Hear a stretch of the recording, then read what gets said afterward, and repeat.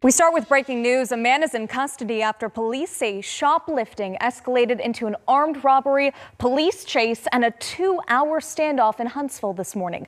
That's our top story at noon. I'm Giselle Hood. We begin this half hour with 4 people displaced and a house fire now extinguished. Thank you for joining us. I'm Giselle Hood. You're getting a live look at that scene now. Huntsville Fire and Rescue crews telling News 19 the structure fire in South Huntsville is now under control. Of course, you can still see a few of those units working to clear everything up. Just within the last hour, the state Supreme Court held a hearing where former Decatur police officer Mac Marquette argued he should be immune from murder charges in the death of Stephen Parkins. Mac Marquette's murder trial has now been pushed back from this summer to September 21st. His defense attorney arguing in that hearing today that he will be out of the country for a conference in June. I, for one, can't wait to see how many students show up here behind us in the car line. Again, we're counting down the minutes, and we have to talk about safety, especially when you have so many more students coming to school this year. What has Jones Valley Elementary and Huntsville City Schools been doing to proactively make sure safety is a top priority? Lauren, I spoke with Huntsville Fire and Rescue just minutes ago here. They tell me one person currently displaced because of this fire, no injuries, which is fantastic news. Right now it is absolutely crazy, and I have to mention the winds as well because they are really just whipping the rain into our car. Ronnie, you said earlier when everyone welcomed you in here that, you know, you've been a little bit distracted. You've been busy keeping up with campaigning. Now you're ready to go. What is your first job heading in? Well, I'm ready to roll. Yeah, I can tell you it's a lot warmer in here than it is outside. That's for sure. I'm alongside my guest. You've seen her all morning, Shay Fox with Rocket 95.1. Now, Shay, you have donated blood before. What was that experience like for you? All the blood that you donate here today stays right here in the Tennessee Valley, so it's a great cause. And just a couple minutes ago, I made a special friend too. I want to introduce you to him. This is Mr. Kenneth. Kenneth, I said to you earlier, we are matching. What made you come out today? I saw you this morning on television, and I said I'm going to put on my red and make an appearance. Remember, this is going on till 9 p.m., so you have plenty of time. And I'm here with some very special guests. This is Max and his sister Meredith. Guys, this is your first time. What do you think so far, Max? It's really cool. I've had a lot of fun. I like all the lights. Our Wish Just Can't Wait telethon is in full swing here at News 19, and we're less than $2,000 away from granting our 5th wish. That is $50,000, but we're not stopping there. Now, there are a lot of ways to raise money. One of them is here in studio with me. Nikki Marker. Hello, everyone. Right now, Giselle Hood is representing our to-be wishes by being a zookeeper. Giselle, how does the costume feel? It looks great on you. I'm loving it. Lauren, I'm searching for donations right now because I'm not hearing any phones ringing. Now, I did sit down. We got $1,000 in from Miss Patty, so thank you to everyone who's already donated. You see the video of the launch happening, and it looks massive. It looks incredible, but I imagine it's a completely different experience actually witnessing that, feeling the vibrations of the launch. You haven't moved a whole lot since yesterday. You're still in front of the Kennedy Space Center now. Yesterday you were in front of the rocket itself. But after all that anticipation and excitement leading up to this, describe that moment that you and our photographer Josh Cox saw lift off. 7:18 right now. I got some good news and I got some bad news. Bad news first, Chapman Mountain, you're going to see significant congestion going down Highway 72 there toward downtown Huntsville. Not being associated with an accident right now, but you can see just how much backup it's causing all the way past Shields Road this morning. So watch out there if you are traveling toward the metro area. Some good news though, the Parkway is starting to clear up. Northbound lane, we still have this accident on there, but it appears that cars are moving pretty well around Governor's Drive. And I am still tracking a wreck over in Athens this morning along 72, right there between the interchange with Highway 31 and I-65. So a busy area, but not seeing a lot of slowdown either. Your drive times, for it being as rainy as it is, are still moving pretty smoothly this morning. 565 looking good. Same thing with 72 from Madison toward downtown, and 231 not tracking any problems for you this morning. 40 years of stories are in the shelves at Booklegger Used Books, and whether you're looking for something old or something new, chances are you'll find it here. In the 1950s, teenagers would come into Trowbridge's and etch their names into this original table. And while some of those names have since been lost to daily wear and tear, others are still part of this historic Florence staple. Located right next to the train tracks in historic downtown Madison, Main Street Cafe has a history of its own. Let's check it out.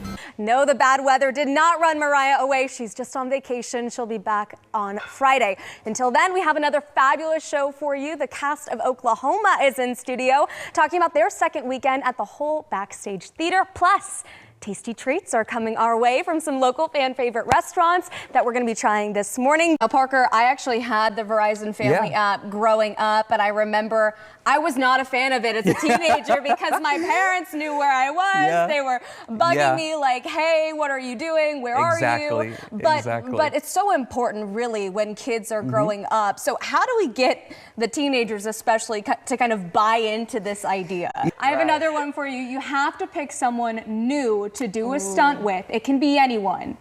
Who are you choosing? Past or present, alive or dead? Yep. Leonardo da Vinci. You get ready to step out on the stage. The judges' chairs are turned around. What was that experience like for you the first time singing in front of them? We get the behavioral therapist back. Honestly, where is Jonathan? I'm standing outside of the best kept secret in North Alabama. We're talking Cap's Philly cheesesteaks in Huntsville. It might seem like a bit of an odd area. We're at a gas station, but you walk inside, you meet the man behind the Philly cheesesteaks.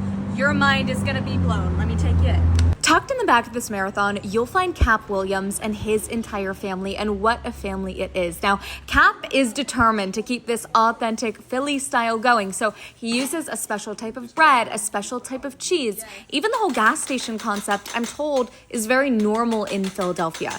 His wife, I just have to mention this, she is a former celebrity hairstylist to Prince and to Drake, so some insane stories were coming out of this place. I was in there for 2 hours just listening. While we're on the topic of family, you may notice that some of the cheesesteaks are actually named. Cap did that to honor and remember his family members who have passed. Even the lemonade recipe is passed down.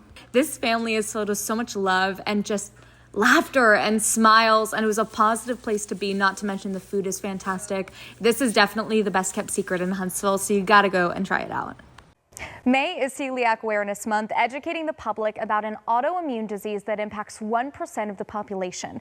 This week in your neighborhood, we're learning how good-for-you ingredients and an inclusive menu can make a real impact. Kat Coffey was 21 years old when she was diagnosed with celiac disease. They actually thought it was cancer at one point. That's how serious it was, the detriment it took on my body. When someone with celiac eats gluten, the effects can range from digestive problems to skin rashes and even long-term complications. I stopped eating out for like 4 years because I was so scared. Then, Kat found Mason-Dixon Bakery, a 100% gluten-free facility in Huntsville that lets people with celiac enjoy foods they never thought they could eat. It was very surreal and almost like emotional in some ways that I could actually have the food that I had before and I wasn't limited to flavorless food or just having to give up something. So this is a gift, truly. Kat now works at Mason-Dixon and gets to share a place that's so special to her with others. It's possible to eat in other places, but it's not just simple and easy like it is here, where you know automatically everything's gluten-free and then they're so allergen friendly. No artificial dyes, no dairy, and no seed oils. Owner Rachel Breyer says she's picky about what goes on the menu. Our food is scratch made. It's really clean. So not just folks with celiac disease come to us, it's anybody who really cares about the ingredients in their food. And customers say that food is really good, gluten-free or not. It takes a little bit of special skill to use those type of ingredients to make it taste, fluffy and light, if you will. Most gluten-free food just tastes like cardboard. Let's be honest, it's really changed a lot over the past 10 years, but I am so proud that when folks come here, a lot of times they have no idea that we're gluten-free. But Mason-Dixon's impact goes beyond good food. Their inclusivity brings out big emotions. We have customers who come in and literally cry because they look and see that they can have anything on our menu, or maybe they have one special allergy that nobody else can accommodate, but we welcome them and say, yes, we can take care of you and give you something delicious.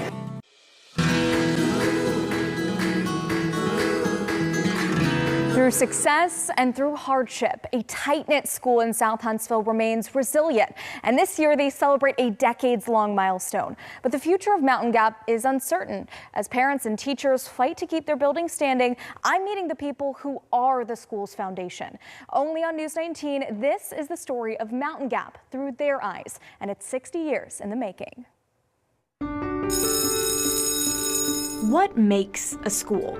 Some would point to the classrooms, the lockers, and textbooks. For others, though, it's all about the people. These kids are probably like adults now. In the Mountain Gap School Library, a small bookshelf holds 60 years of memories. The yearbook photos may be frozen in black and white, but what they captured lives on today. Mountain Gap and the Henriksons are just tied at the hip. We're absolutely woven into the fabric. January 1966, Mountain Gap opened. Robert Henriksen was there on the very first day.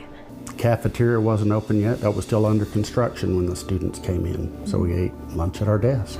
He still lives just a stone's throw away from the school. Only now he has 28 kids and grandkids.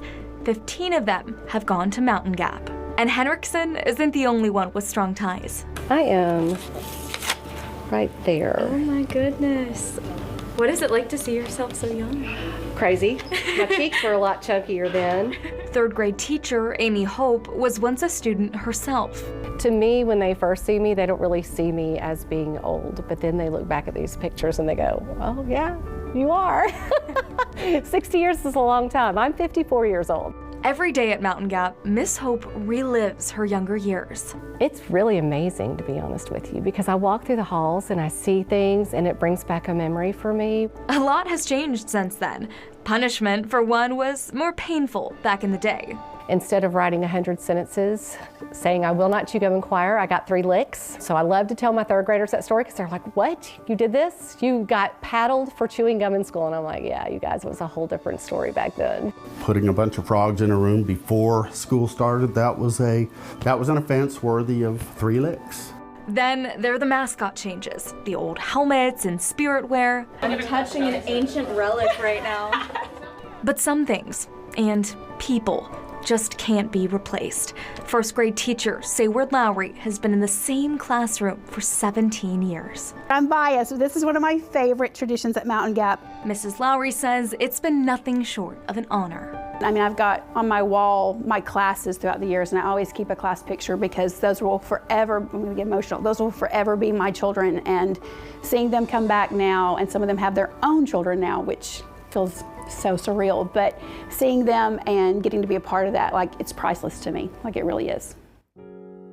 Still, Mountain Gap is no stranger to loss, and some children are gone too soon. Last August, a car hit and killed 8th grader Cal Fox while riding his bicycle. Cal's death had the power to shake a community to its core, but Mountain Gap isn't just any school. We're going to get through this together, and we do, and it just helps to make us stronger and more connected as a community. A lot of people think 6-year-olds have it easy, they're kids. Children can have as much or more of a difficult time than adults because they can be in the same situations, the bad situations, and not have the mental reasoning to understand what's going on around them. So tell them that I love them when they may not hear that the rest of the day, or tell them that they can do anything they put their mind to. That's the best thing I could ever do with my life. Loss comes in many forms. Rezoning in the Huntsville City Schools District could see both Mountain Gap campuses shut by 2032. It's a hotly debated topic, one tied up with so much emotion and history. I think it's going to be a really big impact on our students that maybe we just don't see yet. It's sad because I put, my entire career into this building, and more importantly than the building, what's inside of it, the children, the other professionals, the parents, the PTA, the families, the community support. What else do the roots do in the ground? Keep it from doing something. Falling over. No matter what the future holds for Mountain Gap, generations are watching and waiting to cheer these students on. Monday through Friday are my greatest days. Getting to see these children, I can be having the worst morning in the world. Something can be going totally wrong, and I'll walk in the door, and their hugs and their love and their energy is just infectious. I think that Mountain Gap is a great place to be. Whether Mountain Gap is here, whether it is combined a little bit down the road, it's still going to be a great place to be. The building is not the school, and that may sound weird, but the children, the teachers, the parents, the community make up what this school is, and that will go with them wherever we are.